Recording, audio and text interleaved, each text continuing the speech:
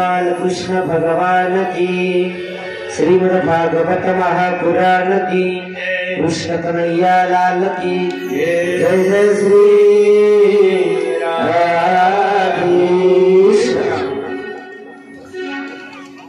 राजा परीक्षितला शिवदेव भागवत कथा सांगत असताना श्रवणाने कृष्ण सूर्यने वर्णन केलं. कालिया नागाचा उद्धार केला. कालियाना रमण द्वीपामध्ये परत पाठवलं. रमण द्वीपामध्ये परत पाठवल्यानंतर पुन्हा श्रीकृष्ण परमात्मा वृंदावनामध्ये आनंदाने विहार करत होते. वृंदावनामध्ये राहत असताना पुन्हा हेमंत ऋतू सुरू झाला. हेमंत ऋतूमध्ये वृंदावनवासियांनी सगळ्या गवळणींना श्रीकृष्ण पती मिळावा, श्रीकृष्ण हाच आम्हाला पती मिळावा याच्यासाठी कात्यायनी मातेची देवीची पूजा करायला सुरुवात केली महाराज. आणि कात्यायनी देवीची पूजा करत असताना रोज सकाळी ब्रह्ममुहूर्तावरती उठायच्या आणि ब्रह्ममुहूर्तावरती उठून यमुना मातेमध्ये विवस्त्र होऊन स्नान करायच्या. आणि यमुना मातेमध्ये विवस्त्र होऊन स्नान करत असताना एक रीतीची देवी बनवली वृंदावनाच्या यमुनेच्या किनारी. आणि रीतीची देवी म्हणून तिचं स्वागत करायचं, तिचं दर्शन घ्यायच्या. दर्शन घेत असताना सगळ्या गोपिकांना गोळ्यांना वाटायचं तर श्रीकृष्ण आम्हाला पती स्वरूपामध्ये मिळावा. कात्यायनी महामाये महायोगिनी दृष्टीश्वरी नंदगोपसुतं देवी पतिमे कुर्ते नमः. ही कात्यायनी माता, कात्यायनी महामाई महायोगिनी देश्वरी. आपण महाकाली आहात, महाशक्ती आहात. आमच्या सर्वांची विनंती आहे, नंदसुतं गोप पतिमे गुरु. आम्हाला नंदाचा मुलगा यशोदेचा मुलगा पती स्वरूपामध्ये मिळावा याकरता आम्ही तुमची पूजा करतोय. रोज सकाळी ब्रह्ममुहूर्तावर उठायच्या, यमुना मातेमध्ये जायच्या, विवस्त्र होऊन स्नान करायच्या. आणि विवस्त्र होऊन स्नान करत असताना बघता बघता 1 महिना लुटून गेला. 1 महिना लुटला. आणि 1 महिना लुटल्यानंतर भगवान श्रीकृष्ण परमात्मा एक दिवशी सकाळी या सगळ्या गवळणी भगवान श्रीकृष्ण परमात्म्याची प्रार्थना करण्याकरता रोज नित्य नेमानं कात्यायनीची पूजा करण्याकरता ब्रह्ममुहूर्तावर उठल्या. यमुना मातेमध्ये आले. यमुना मातेच्या साईडला कदंबाच्या वृक्षाजवळ आपले वस्त्र ठेवले आणि वस्त्र ठेवून स्नान करण्याकरता यमुना मातेमध्ये उतरल्या. ब्रह्ममुहूर्तावर श्रीकृष्ण परमात्मा उठले आणि यमुनेच्या काठी आले. यमुनेच्या काठी आल्याच्या नंतर महाराज सगळ्या गवळणी जेवढ्या स्नान करण्याकरता यमुना मातेमध्ये गेल्या होत्या त्यांचे वस्त्र घेतले भगवान आणि कदंबाच्या वृक्षावर जाऊन बसले. कदंबाच्या झाडावर जाऊन बसले. स्नान संपल्यानंतर, मंत्र संपल्यानंतर या गवळणी बाहेर येण्याचा प्रयत्न करत होत्या. पण यमुनेच्या काठी पाहिलं तर एकही वस्त्र दिसत नव्हतं. आता बाहेर यायचं कसं? वस्त्र दिसत नव्हतं, बाहेर यायचं कसं महाराज? पाहिलं काय झाले असतील वस्त्रे, कोणी घेऊन आले असेल वस्त्र, पुढे घेऊन आले असतील. वृक्षावर पाहिलं महाराज तर एक वस्त्र असं लोंबत खाली दिसलं. वस्त्र पाहिल्याबरोबर एक गवळण म्हणजे बघा वस्त्र आपल्या झाडावर दिसतंय. वस्त्र झाडावर दिसताय. झाडावर पाहिलं वस्त्र हातामध्ये घेऊन बसलेला हा कन्हैया त्यांना पाहिला. जसा कन्हैया त्यांना पाहिला तसं महाराज अंतःकरणातून श्रीकृष्ण परमात्म्याला त्या गवळणी म्हणायच्या, देवा तेरी कान्हा तेरे चोळी अनलो तेरे कान्हा तेरे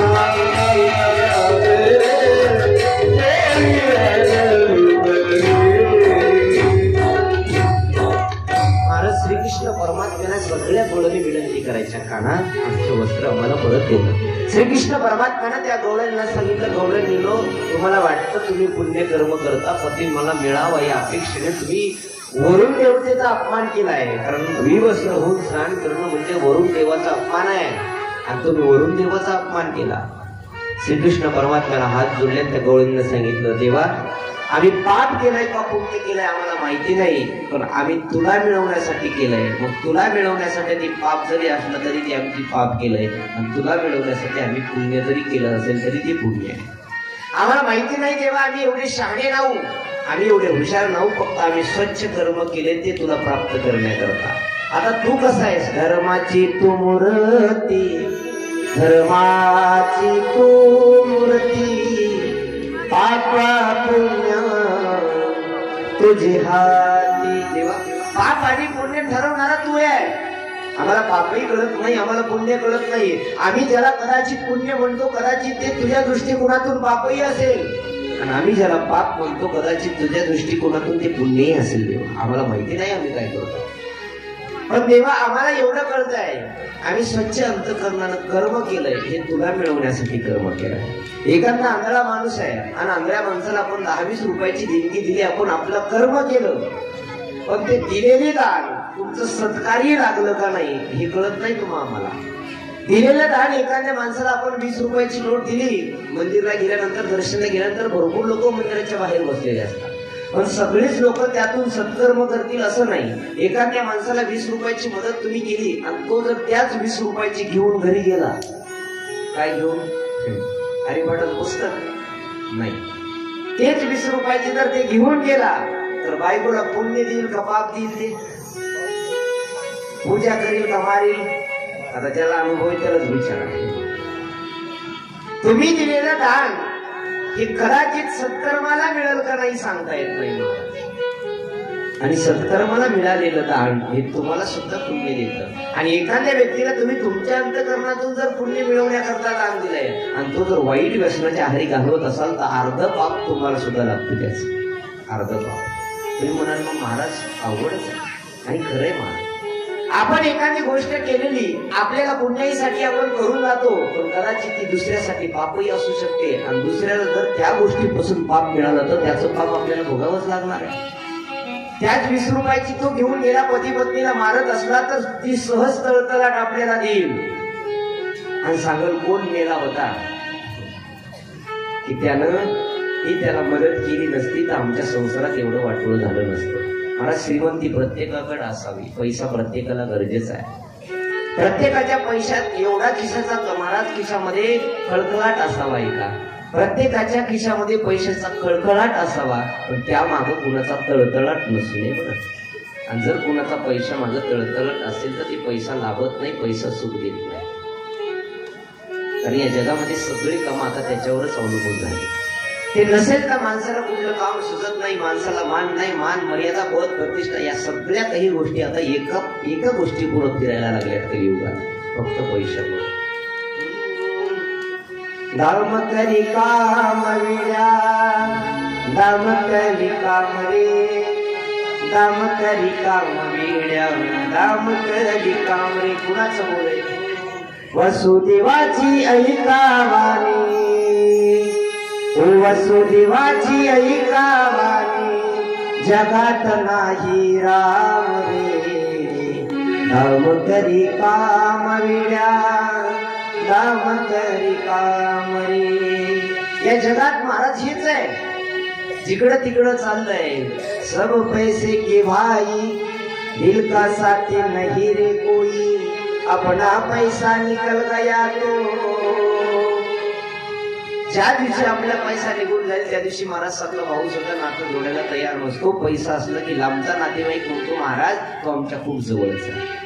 अहो दोन आम्ही रोज एका ताटात जेवतो, त्याला ओळखही नसते त्याची, पण नातं जोडायला लगेच लोक तयार होतात. जब वक्त अपना होता है तो पराये भी अपने हो जाते, जब वक्त अपना होता है तो पराये भी अपने हो जाते, लेकिन वक्त अपना नहीं होता तो अपने भी पराये हो जाते.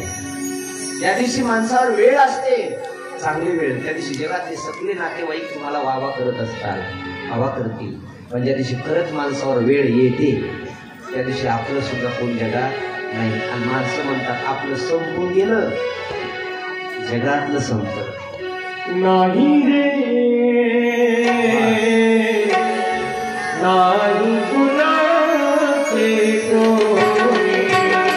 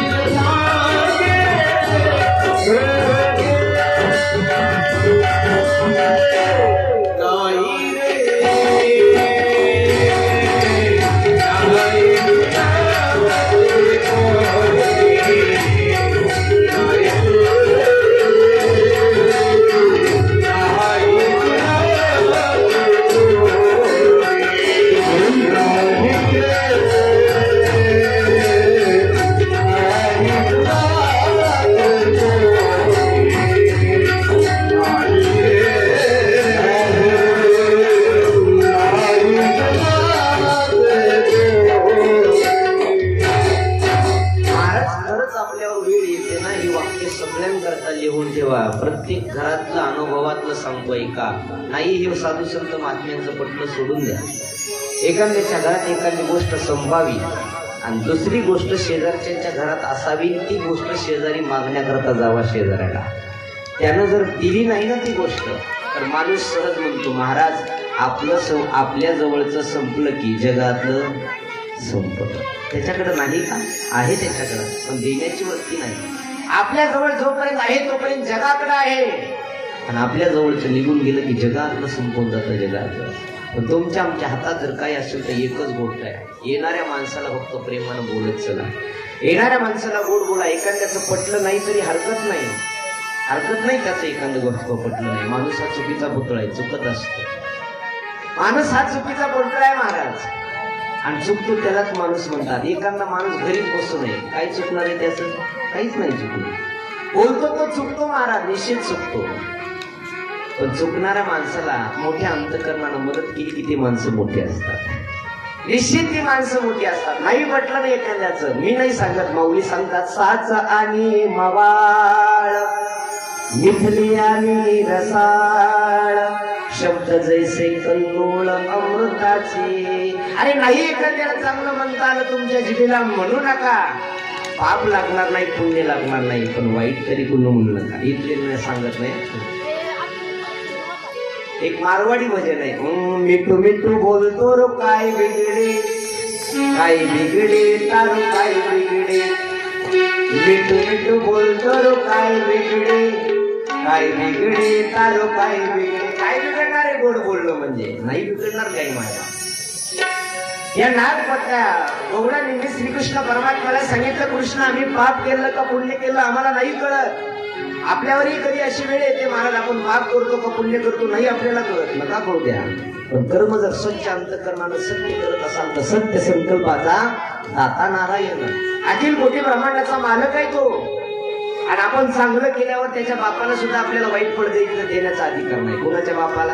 महाराजाच्या नाही, देवाच्या. आपण जर वाईट कर्मच केलं नसेल तर देव आपल्याला वाईट फळ देऊ शकणार नाही, नाही देऊ शकणार. हा, एखाद्या वेळेस चांगल्या कर्माचे भोग आपल्या प्रारब्धात नसतील तो चांगला आपल्याला देणार नाही, पण वाईट आपलं करणार नाही. वाईट आपलं करणार नाही. हा गेलाच परमार्थ म्हणतात. गौडणीने सांगितलं, देवा आम्ही कशा करता केलंय? फक्त तू भेटावं म्हणून केलंय आम्हाला.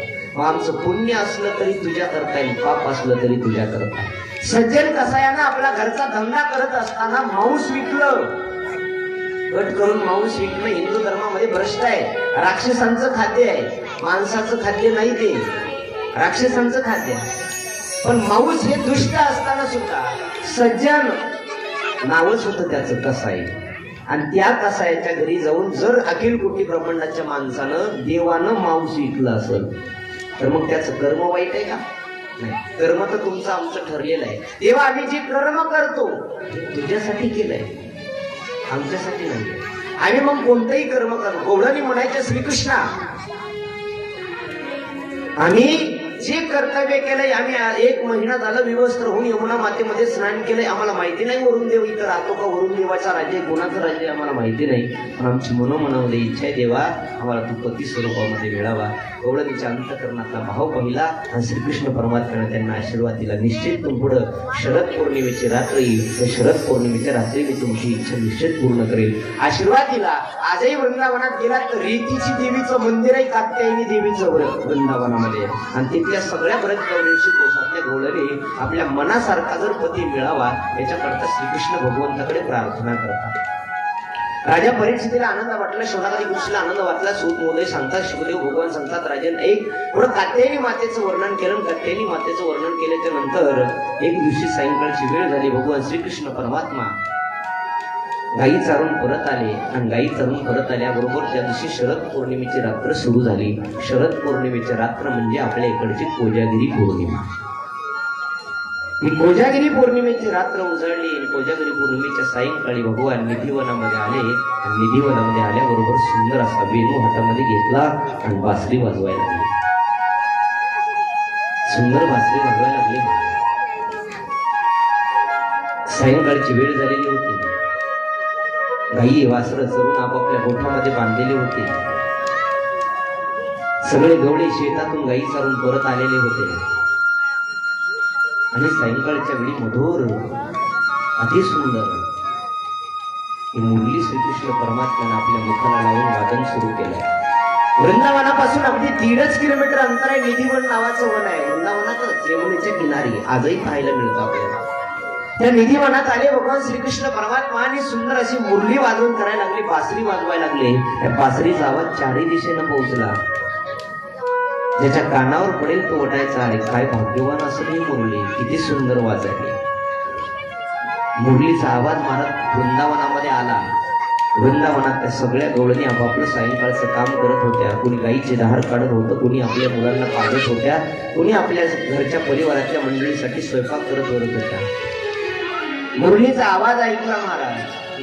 घनश्याम तेरी बंसी पागल कर जाती है, घनश्याम तेरी बंसी पागल कर जाती है, मुस्कान तेरी मोहन घायल कर जाती है.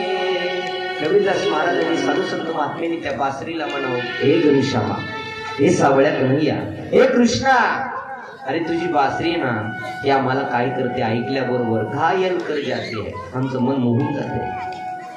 देवा, तुझ्या रूपाचं वर्णन, तुझ्या बासरीचं वर्णन. अरे ही बासरी म्हणजे लाकडाची आहे. आपल्याकडे वेळू असतो ना, वेळू, या वेळूच्या लाकडाची बासरी तयार केली जाते. बासरी श्रीकृष्ण परमात्म्याला जगात दोनच गोष्टी प्रिय होत्या. जगात म्हणतो मी त्यांच्या वेळेस दोनच, परिवार नाही.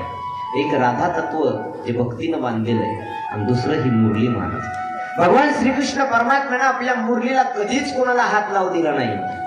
24 तास आपल्या जवळच असायचे. काही साधू संत महात्म्यांनी त्या बासरीला म्हणावं, बासरी, अगं काय असं पुण्य केलं होतं की ज्या ओघानं तुला अखिल कोटी ब्रह्मांडाचा मालक 24 तास सोबत घेऊन फिरतो. काय पुण्य असेल मला त्या बासरी. तू कशी आहेस आई?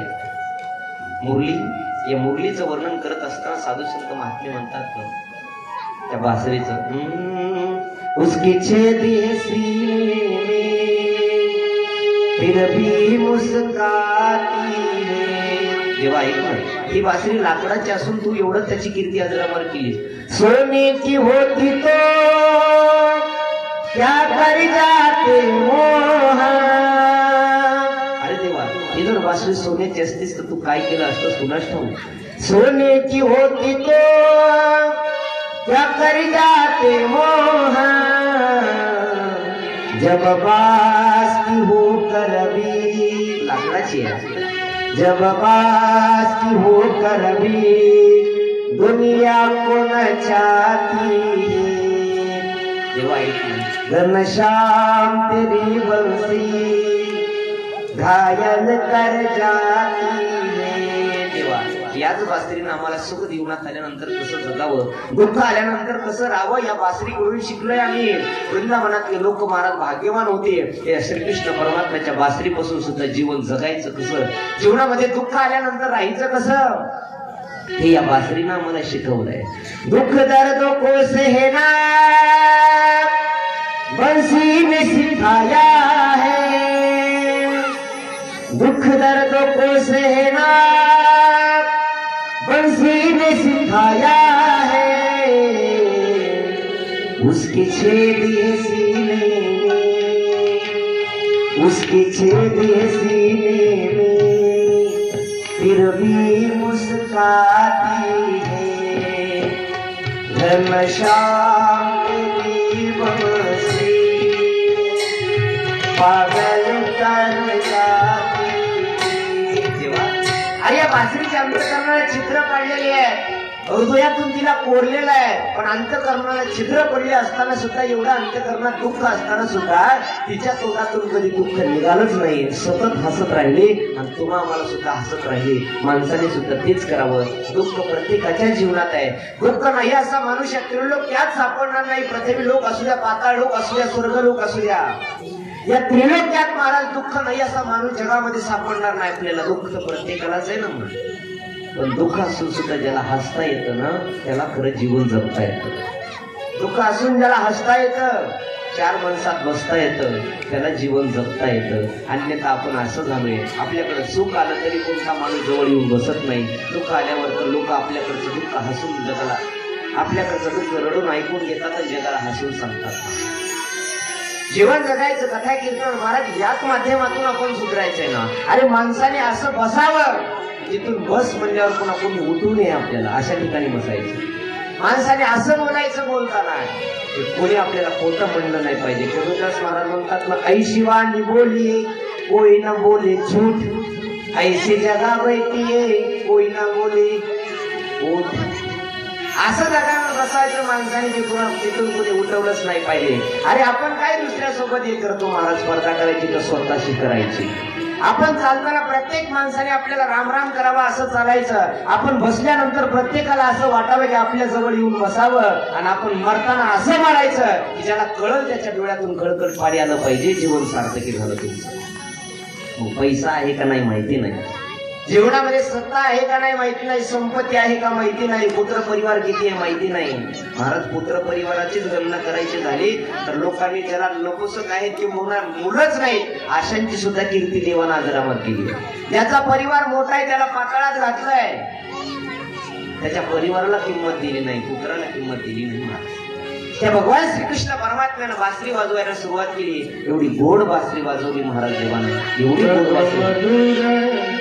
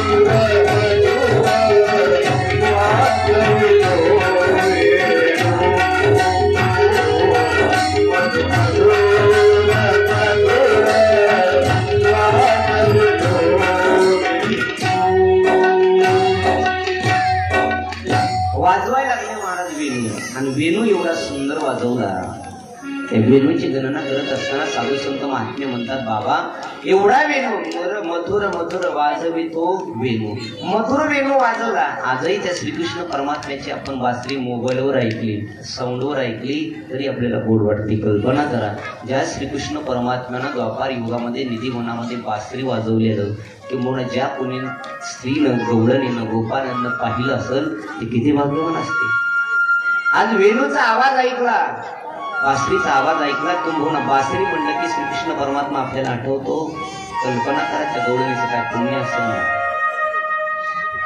वेणू वाजवला देवानं आणि वेणू वाजवल्यानंतर अख्ख्या गवळणीला कळालं की अरे श्रीकृष्ण परमात्मा आपल्याला भेटण्यासाठी बोलवतोय. वेणू वाजवतोय. गाईंनी कान टवकारायचे, वासरांनी कान टवकारायचे, वेणूकडे लक्ष घालायचं. गाईलाही वाटायचं आमचा देव वेणू वाजवतो, आमचा कन्हैया वेणू वाजवतोय. वासरालाही आनंद वाटायचा, वासरांना वाटायचा अरे हा वेणू आम्हाला ऐकायला मिळतोय, आम्ही भाग्यवान आहेत. तिथली गाई गुरं डोरं वृक्ष झाडं सुद्धा भाग्यवान होती महाराज. झाडं सुद्धा सामान्य माणूस होत्या महाराज. या ज्या वृंदावनातल्या गवळणी होत्या ना, गवळणी महाराज त्या वेदाच्या श्रुती होत्या, वेदाच्या रुची होत्या, वेदाच्या ऋषी होत्या महाराज. ज्ञानकांडाच्या 60,000, कर्मकांडाच्या 80,000, उपासना कांडाच्या 7,060 एवढे मिळून महाराज गोपी झाल्या होत्या या श्रुती. गोपिकांच्या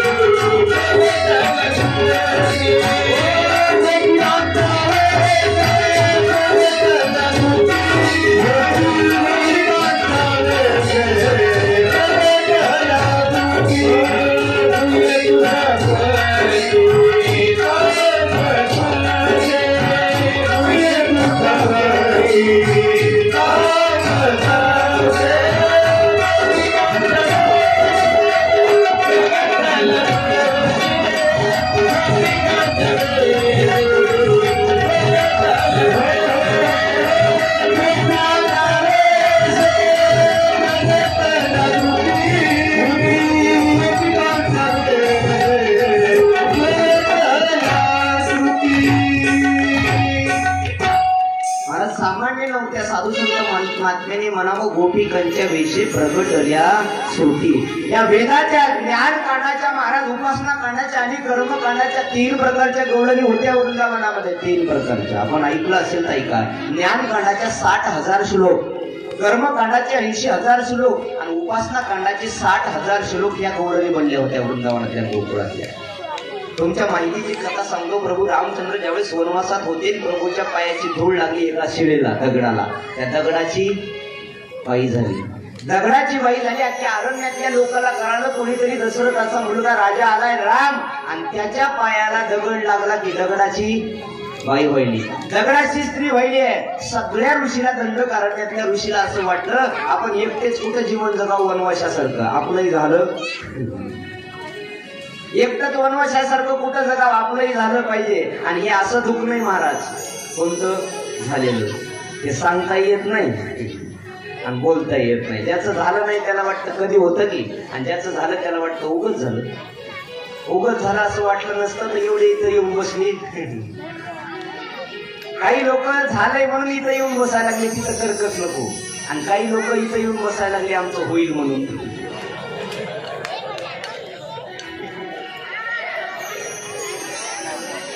परमार्थ इथल्यासाठी सांगितलं नाही महाराज. त्या सर्व ऋषी मंडळीला असं वाटलं की आपल्याला सुद्धा बायको मिळाली पाहिजे. उचलला दगड, ज्याला जसा दगड, ज्याला जशी बायको पाहिजे होती, कुणाला डबरी पाहिजे असेल तर मोठ्या दगड उचलायचे, कुणाला अशी पाहिजे असली तर बारका दगड उचलायचे आणि प्रभूकडे गेले. राम प्रभूला म्हणाले, आणि राम प्रभूचं चेहऱ्यावरचं सौंदर्य पाहिलं, देवाचा चेहरा पाहिला. म्हणायचं होतं त्या ऋषीला आम्हाला बायका या दगडाच्या करून द्या, पण ऋषीनं रूप पाहिलं आणि मन बदललं. सांगितलं, सगळे ऋषी म्हणायला लागले, हे देवा तेजपुंज आहात, एक काम करा, आम्हा सगळ्याला तुमची बायको बनवून घ्या. बायको मागण्याकरता आले होते, पण देवाला काय म्हणले, आम्हाला सगळ्याला तुमची पत्नी बनवा. देवानं सांगितलं, जन्म बनवतो पण या युगात नाही, कधी द्वापार युगात. हेच ऋषी म्हणजे या ज्ञानकांडाचे महाराज. कर्मकांड, उपासना कांड आणि ज्ञानकांड. ज्ञानकांड म्हणजे सासू आहे, कर्मकांड म्हणजे सून आहे, आणि उपासना कांड म्हणजे लेकी आहेत. कोणी लेकी कोणी सुना, या सगळ्या गोवळणी महाराज झाल्या 3 प्रकारच्या. कोणी सासा झाल्या. आता सासूचं काय काम, ज्ञान सांगणं. आता मी सांगत नाही ते, पण सासूचं काय काम, ज्ञान सांगणं. सुनाचं काय काम, कर्म करणं म्हणजे कर्मकांड. आणि लेकीचं काय काम, जवळ होत नाही जवळ 3 टाइम खायचं 6 टाइम झोपायचं, तिला दुसरं कामच नाही. उपासना कांड, ज्ञानकांड, कर्मकांड आणि उपासना कांडाच्या श्रुती होत्या महाराज. आणि ज्यांनी वेणू ऐकला, वेणू ऐकला, जसा वेणू ऐकला, वेणू ऐकल्याबरोबर प्रत्येकाच्या कर्णावरती वेणू पडला. आणि त्यांना असं वाटलं अखिल कोटी ब्रह्मांडाचा मालक या वेणूच्या दिशेनं माझं नाव घेतोय आणि मला बोलवतोय. सगळ्या जणी निघाल्या महाराज श्रीकृष्ण परमात्म्याकडे. वेड्या झाल्या, वेड्या ऐका. दिवानी बनी मैं दिवानी बनी,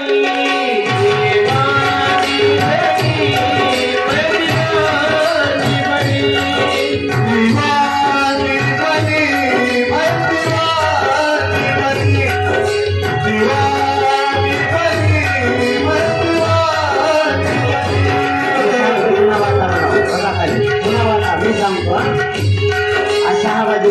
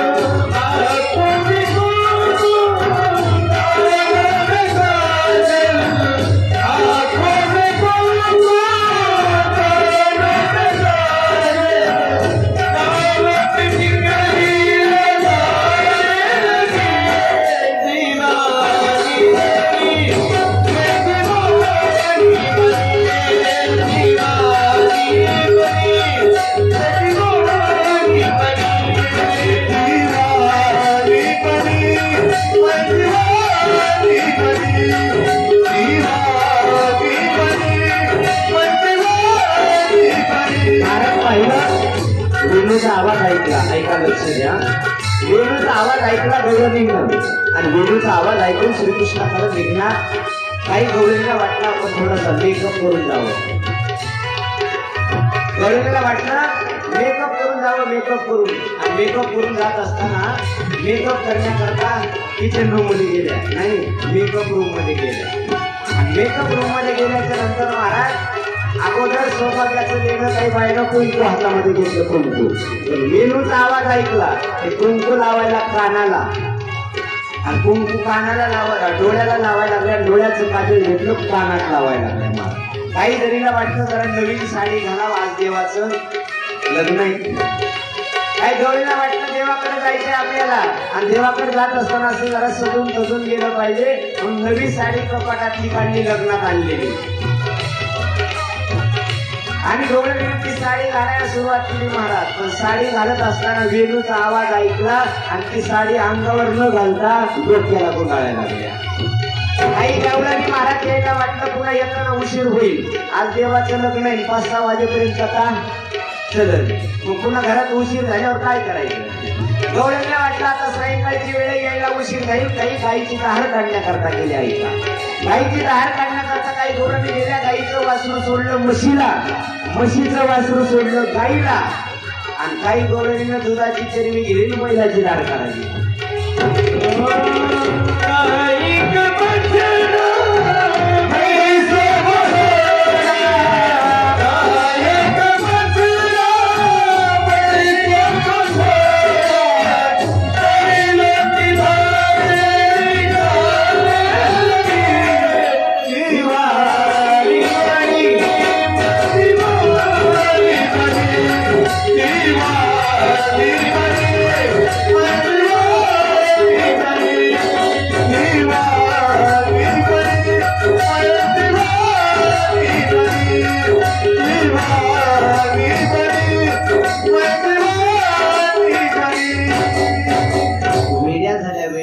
सगळ्या जणी महाराज वृंदावनाच्या दिशेनं, वेणूच्या दिशेनं, निधीवनाच्या दिशेनं निघाल्या.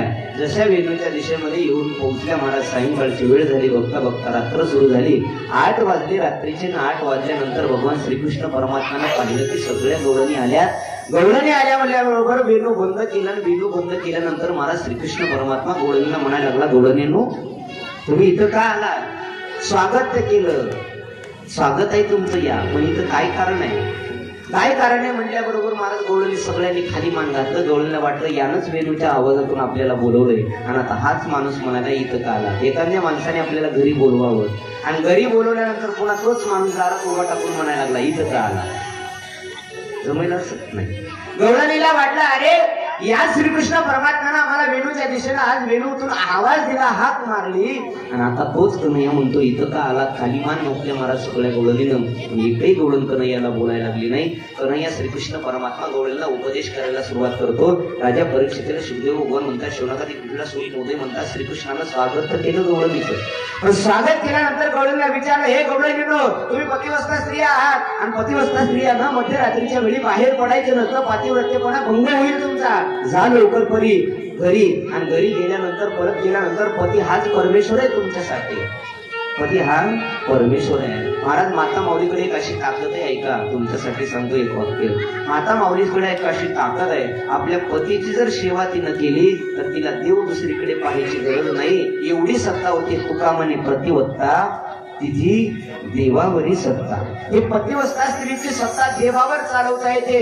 देवाला भजण्याची गरजच नाही. तुमच्या करता देव तुमच्या कपाळावरचं कुंकू आहे. पण काही बाया म्हणतात महाराज पती हा आमचा परमेश्वर आहे, पण परमेश्वर रोज पिऊन येत नसतो.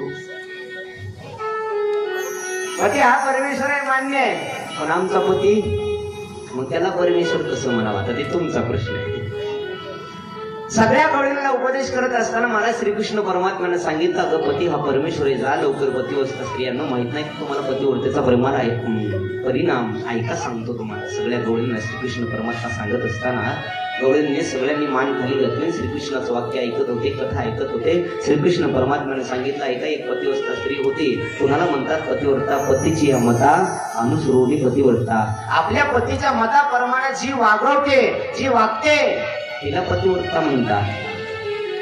मालकानं पाणी म्हणायच्या अगोदर पाणी दिलं, जेवण म्हणायच्या अगोदर जेवण दिलं. मालकाला काय लागतं हे पतीनं ज्या दिवशी ओळखलं पत्नीनं, त्या दिवशी ती पतिव्रता आहे. एवढं माहिती नाही का पराक्रम आहे का? एक पतिव्रत स्त्री होती. रोज 8 वर्ष झालं विवाह झाला होता. पतीने जेवण केल्याशिवाय जेवण करायचे नाही, पाणी प्यायची नाही, चहा घ्यायची नाही. रोज तिचा नित्यनेम ठरलेला असायचा. सकाळी 8 वाजता मालक ड्युटीला जायचे, ड्युटीहून आली, ऑफिसहून आली की पुन्हा 5 वाजता त्यांना आल्याबरोबर पाणी घ्यायचं, चहा घ्यायचा आणि मग आपण चहा पाणी ग्रहण करायचं. असा बराच काळ निघून गेला. तिला एक मुलगा झाला. मुलगा, तो मुलगा रांगत होता. 1-1.5 वर्षाचा तो मुलगा रांगत होता. रांगता रांगता एक दिवशी सायंकाळची वेळ होती. ऑफिसहून लवकर सुट्टी झाली 4 वाजता आणि तो घरी आला. घरी आल्यानंतर तिनं रोज त्याप्रमाणे नित्य नेमानं आदर अतिथी गेलं, चहा पाण्याची व्यवस्था केली, चहा दिलं आणि ते अंगणात बाळ रांगत होतं. बाळाचे गोड कौतुक पाहण्याकरता दोघंही पती पत्नी अंगणामध्ये बसले. आणि अंगणामध्ये बसल्यानंतर पतीला थोडासा आळस आलेला होता. पतीला वाटलं पत्नीच्या मांडीवरती डोकं ठेवून आराम करावा. त्यानं तेच केलं. पत्नीच्या मांडीवर डोकं ठेवलं आणि आराम केला. भगवान श्रीकृष्ण परमात्मा डोळ्यांना म्हणायला लागली, डोळ्यांना नाही का? पतीला झोप लागली. बघता क्षणी अंग टाकल्याबरोबर कंटाळून आला होता. झोप लागली. जशी झोप लागली ते बाळ अंगणामध्ये खेळत होतं. खेळता खेळता त्यानं असा विचार केला, अंगणामध्ये खेळत होता, अंगणात जवळच एक आड होता. त्या आडाच्या दिशेने हा बाळ निघाला. आडाच्या दिशेनं बाळ निघाला. पूर्वीची आड ही जमीन लेवलची होती, दिसत नव्हती महाराज. आणि तो तसाच आड होता तिच्या घरासमोर. त्या आडाच्या दिशेने निघालं. पत्नीला वाटलं मी जर नाही उठले तर माझा बाळ त्या आडात पडल्याशिवाय राहणार नाही. आणि 7 वर्षानंतर मला मुलगा झालाय. आज तो मुलगा माझ्या डोळ्यासमोर मरण पावल, पण काय करावं? जर उठलं, पतीला उठवलं तर पातिव्रत्यपणा भंग पावेल. आतापर्यंत 8 वर्ष झालं सेवा करते, ती सेवा बंद पडेल. पतीची झोप मोडली तर पती लिहिली रागवेल आणि पातिव्रत्यपणा भंग पावेल, पातिव्रत्यपणा भंग पावेल. म्हणून म्हणत त्या स्त्रीनं कसलाही विचार न करता आपल्या डोळ्यासमोर तशीच बसून राहिली. बघता बघता तो मुलगा आडाच्या जवळ गेला आणि त्या क्षणाला जसा आडाच्या जवळ गेला त्या क्षणाला तो आडामध्ये रांगत असताना लेकरू पडलं. रांगता रांगता आडामध्ये लेकरू पडलं. महाराज, आडामध्ये पाणी नव्हतं. या माता म्हणलं माहिती होतं. शेवटी आईचं अंतकरण होतं. तिचं आईचं अंतकरण.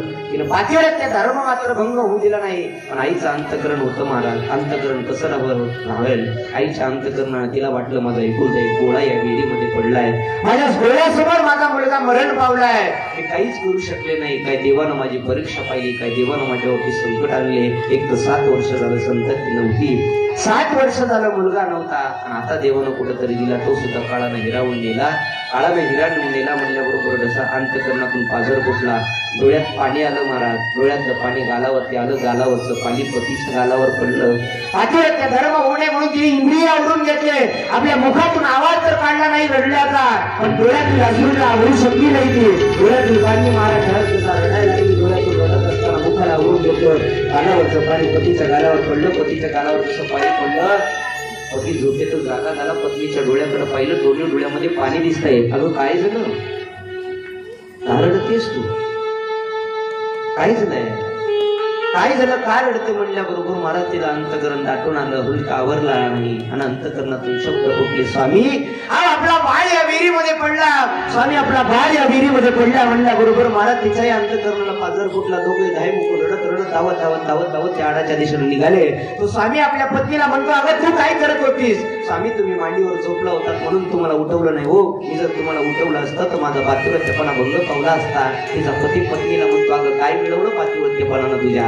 अरे 7 वर्ष झाले पातिव्रत्यपणा घेऊन बसलीस, काय मिळवलं? अरे काळाच्या मुखात आपला मुलगा गेला, काय मिळवलंस तू माझी सेवा करून? काय मिळवलंस? उठायचं होतं ना, उठवलं असतं तर काय बिघडलं असतं का? आपला मुलगा तर आपल्यापासून दूर नसता गेला. महाराज पती बोलत असताना ती गाय मुकून रडत होती. आपला मुलगा गेल्याचं दुःख, पुन्हा पती बोलल्याचं दुःख बोलत होता. भगवान श्रीकृष्ण परमात्मा गौडलीला म्हणत होते, गौडलीला ऐका, पातिव्रत्याचा महिमा काय असतोय? दोघंही रडत रडत धावत धावत महाराज आडाच्या दिशेने गेले आणि आडाच्या दिशेने गेल्याच्या नंतर धाय मुकून माता माऊली, माझा एकूणचा एक पोटचा गोळा मरण पावला, एकूणचा एक पोटचा गोळा मरण पावला. बाप रडतो माझ्या डोळ्यासमोर.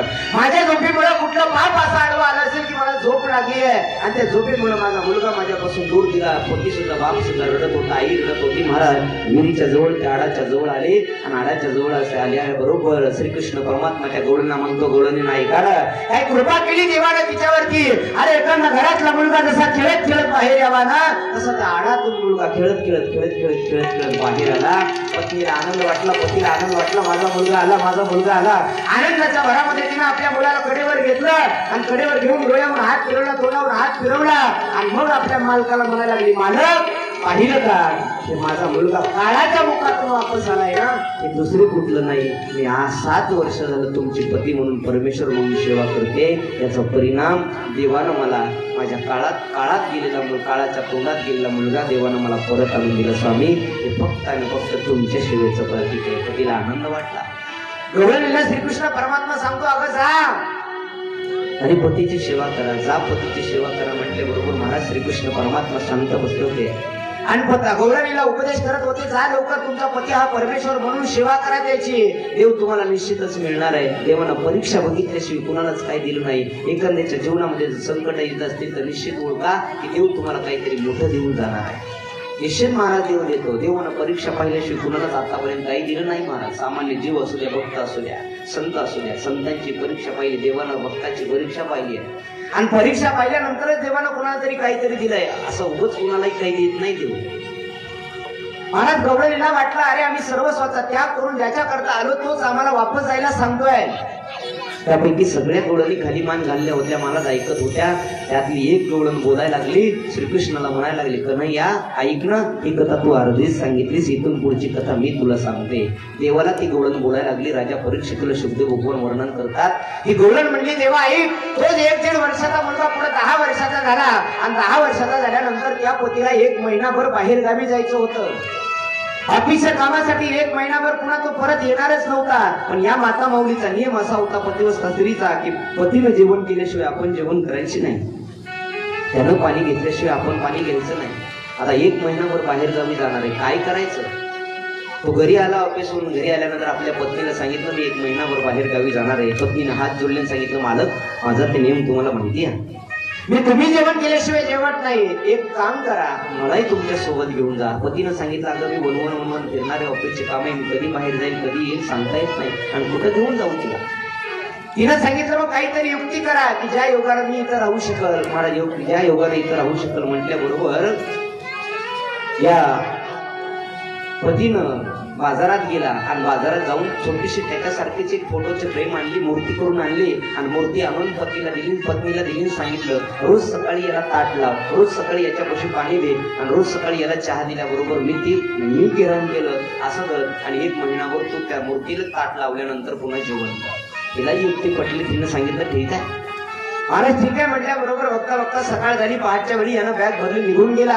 रोज नित्य नियमाप्रमाणे सकाळी 8 वाजता ऑफिसला जात असताना डबा भरायची, त्या मूर्तीच्या जवळ ठेवायची. दुपारी 2 वाजले की मूर्तीच्या जवळ ताट ठेवायची. सायंकाळी 8 वाजले की मूर्तीच्या जवळ ताट ठेवायची. बघता बघता 1 महिना लोटून गेला. गवळण श्रीकृष्ण परमात्म्याला म्हणायला लागली, की नाही ऐक ना, आता उत्तर दे बर का. 1 महिना झालं आणि 1 महिना पूर्ण झाल्यानंतर सकाळची वेळ होती 8ची. सकाळच्या 8 वेळा हिनं माता माऊलीनं डबा घेतला, ताट घेतलं आणि नाश्त्याचं ताट आपल्या मालकाच्या जेवण मूर्तीजवळ ठेवलं. जसं मूर्तीजवळ ठेवलं, ही मांडी घालून बसली, पाण्याचा तांब्या ठेवला, पाणी पिणवणार एवढ्यामध्ये दारावरती थाप पडली. अगं आले का कोणी घरात? मी आलो दारकाड. आहे का घरात? मी आलोय दारकाड. आवाज आला तिला. आवाज आल्याबरोबर तिनं विचार केला, मालकाचा आवाज आहे, मालक आले वाटतं घरी. तेव्हा सांग ना आता त्या माता माऊलीनं काय करावं? ज्या 1 महिना जरा पुतळ्याच्या समोर बसून मूर्तीची पूजा करते आहे, आता तिचं जर अर्धावट जेवण सोडून उठली तर पतिव्रता भंग पावेल. तिला काय करायचं देवा? त्याच मूर्ती समोर बसून राहायचं का दारात आलेल्या पतीला घरात घ्यायचं, त्याची पूजा करायची? देवा सांग ना काय करायचं? देवा सांगणं म्हटल्याबरोबर श्रीकृष्ण परमात्मा हसले हसून सांगितलं, अगं गवळण, याचं उत्तर तर कुणीही देऊ शकल ना, किती सोपं आहे. म्हणजे देवा सांगा ना. मग तेच प्रश्नाचं उत्तर विचारते, सांगा ना तुम्ही, सांगा ना म्हणल्याबरोबर श्रीकृष्ण परमात्म्याने सांगितलं, अगं गवळण ऐकणं, आता मूर्तीची पूजा करण्याची काय गरज आहे? जर दारात खरा पती आला असेल तर त्याला दार बोलावं, पाणी टाकावं, पाणी धुण्याकरता पाय धुण्याकरता पाणी द्यावं, आरती ओळख ताट लावून त्याला जेवणाकरता नाश्ता करता ताट द्यावं. या मूर्तीची पूजा करत काय बसायचं आहे? त्यावेळेस ती गवळण म्हणली, मग देवा हेच उत्तर अपेक्षित होतं. ऐक, अरे या नाश्त्या शरीराचा पती कोणीतरी असेल वेगळा, पण आत्म्याचा पती आज परमात्मा आम्हाला भेटलाय. मग त्या मूर्तीची पूजा करत काय बसावं आम्ही? त्या मूर्तीची पूजा करायची तरी कशाला? अरे नाश्त्या शरीराचा पती आज ना उद्या मरून जाईल, पण आत्म्याचा पती अमर आहे. आत्मा आणि परमात्मा ज्या दिवशी ऐक्य होईल, आत्म्याचा पती आम्हाला भेटल, त्या दिवशी आमचं भाग्य उजळलं आणि आज आम्हाला तो आत्म्याचा पती मिळालाय. श्रीकृष्ण परमात्म्याने ओळखलं की यांच्या अंतःकरणामध्ये भाव आहे. भाव पाहिला आणि भाव पाहिल्याबरोबर श्रीकृष्ण परमात्म्यानं महाराज रास क्रीडेला प्रारंभ केला.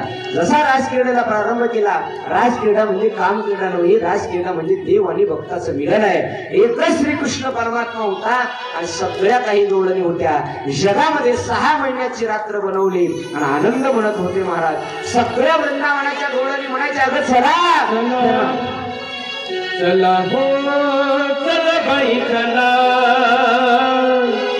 चला चल बाई चला, चला हो चल बाई चला, चला चल बाई चला. आली वाजवा. चला चला चला चला चला चला चला चला चला चला चला चला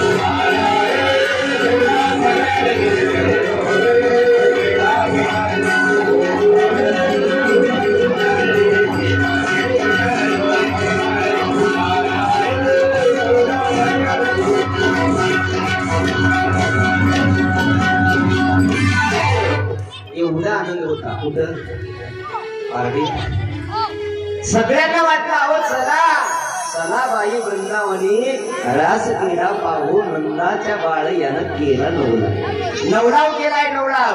सगळ्या जणांना आनंद वाटला. महाराज कल्पनेची जातू इच्छा बहुत त्याची